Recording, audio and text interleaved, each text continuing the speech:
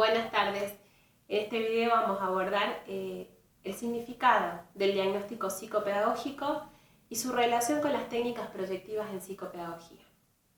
En primer lugar, vamos a decir que el diagnóstico psicopedagógico es un proceso a partir del cual vamos a poder conocer, junto a un otro que nos consulta, cuáles son las particularidades psíquicas, sociales, familiares y escolares que restringen su proceso de aprendizaje. En este sentido, vamos a abocarnos también a responder a algunos interrogantes que nos van a servir de guía para este proceso que no es solo de construcción, sino también de investigación. Porque buscamos adentrarnos, buscamos conocer cuál es la especificidad que tiene el síntoma que se presenta en el aprendizaje. Algunos de estos interrogantes es ¿por qué este niño, niña o adolescente no aprende? En torno a este interrogante central habrá otros, y Alicia Fernández nos aporta algunas preguntas que en este sentido nos pueden guiar, como por ejemplo, ¿qué función tiene el aprendizaje en este niño y en esta familia? ¿Cómo aprende y cómo no aprende? ¿Cuál es el lugar que ocupa este sujeto dentro de la estructura familiar? ¿Y cuál es la significación que tiene para esta familia el no aprender? Además ella va a decir, bueno, hay una función positiva en el síntoma o en el problema de aprendizaje.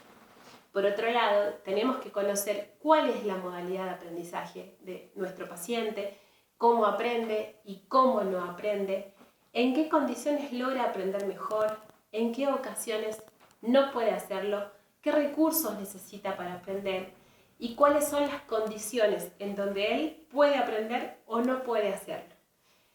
Estos son algunas de los aportes que nos realiza Alicia Fernández. Por otro lado, ella va a decir que no se trata de una problemática que tiene una única causa. Se trata de una problemática compleja que está atravesada por muchísimas dimensiones, por muchísimas situaciones que actúan como condicionantes, pero que nunca van a ser determinantes. En este punto es donde presentamos también la propuesta de Silvia Schlemenson, y ella específicamente va a decir que en el diagnóstico psicopedagógico vamos a buscar conocer cuáles son las particularidades psíquicas que restringen el proceso de aprender. Ella se centra mucho en esto, ¿no? Y trabaja con la producción simbólica de la que son capaces los pacientes que consultan, específicamente niñas, niños y adolescentes, por una problemática en el aprendizaje. Ella va a decir que vamos a ir a mirar cómo se da la producción a partir de la lectura, de la escritura y de la actividad discursiva en niños que tienen dificultades de aprendizaje.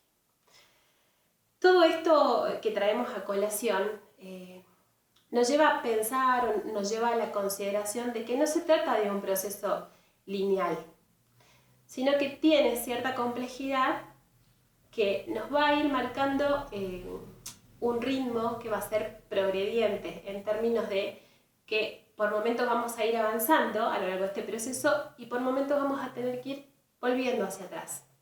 En un ida y vuelta, atentas, atentos a lo que va pasando y centrando la mirada a aquellos aspectos que permanecen y aquellos aspectos que van cambiando también a lo largo del proceso diagnóstico. Años atrás se pensaba en el diagnóstico como una instancia muy separada del tratamiento, como dos procesos totalmente diferentes. Hoy sabemos que se trata de un gran proceso, un proceso complejo que tiene dos momentos. Entonces el diagnóstico se presentaría como un primer momento del trabajo con pacientes que están atravesando dificultades o situaciones donde encuentran dificultades para aprender. Y estas situaciones nos llevan a intervenir de diferentes maneras.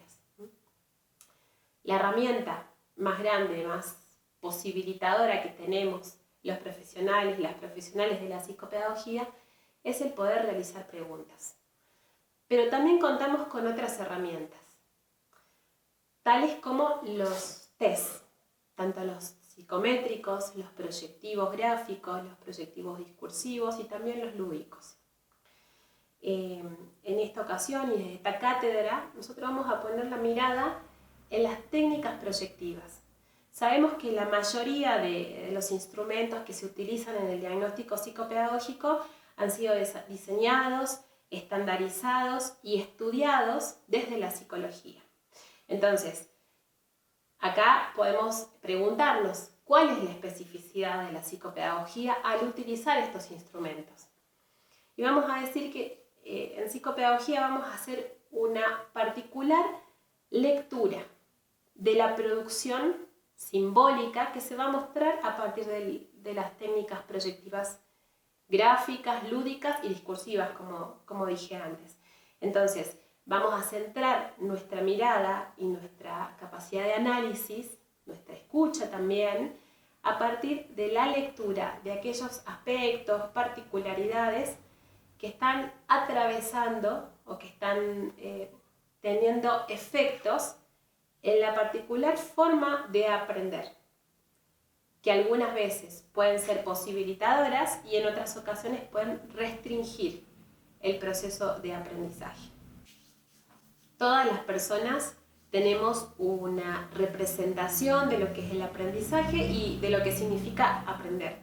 Lo que no resulta a veces tan obvio es que en el caso de las profesionales, los profesionales de la psicopedagogía, esta representación de alguna manera va a orientar nuestras intervenciones y también va a influir en los resultados de las investigaciones diagnósticas que emprendamos, así también como en las intervenciones que se realizarán durante el tratamiento. En este punto es muy importante poder conceptualizar o partir de una noción del aprendizaje para poder encarar luego el proceso diagnóstico. Podemos decir que el aprendizaje tiene que ver con un proceso complejo de incorporación de novedades a partir de los objetos sociales de que disponemos y a partir de nuestra relación con otros en un contexto determinado y en un momento sociohistórico determinado. Entonces van a haber condicionantes y van a haber dimensiones que van a hacer que la concepción de aprendizaje vaya variando a lo largo del tiempo. Entonces, quizás sería interesante pensar qué noción, qué concepción de aprendizaje tenemos cada una de nosotras, ¿no? Para partir. Esta noción no es algo que va a permanecer fijo y rígidamente estructurado hasta el fin de nuestros días, es algo que va a ir variando, ¿no? Que se va a ir enriqueciendo y que se va a abrir a un proceso quizás de deconstrucción para nuevas construcciones. Es la idea del trabajo, del proceso de formación, que algo en nuestras formas de pensar el aprendizaje pueda cambiar. Y pueda cambiar en el sentido de una transformación que se complejice, que pueda pensar las cosas de otra manera. Hoy podemos decir que el aprendizaje se está dando de una manera totalmente diferente a como se daba hace 2 años. Hoy vemos que el aprendizaje en el entorno escolar ha cambiado, en los entornos educativos es diferente. Hablamos de aprendizaje y de enseñanza en entornos híbridos.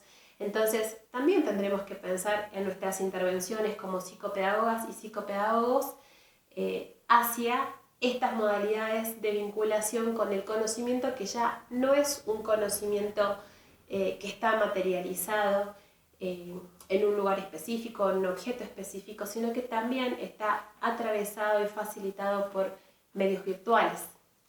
Entonces, algo de esta posición de los sujetos aprendientes va a ir cambiando, las posiciones enseñantes también, por supuesto, y cuando yo me refiero a posiciones aprendientes y enseñantes, retomando a Alicia Fernández, vamos a decir que son las posiciones posibles en cada sujeto y que pueden estar las dos en cualquier persona.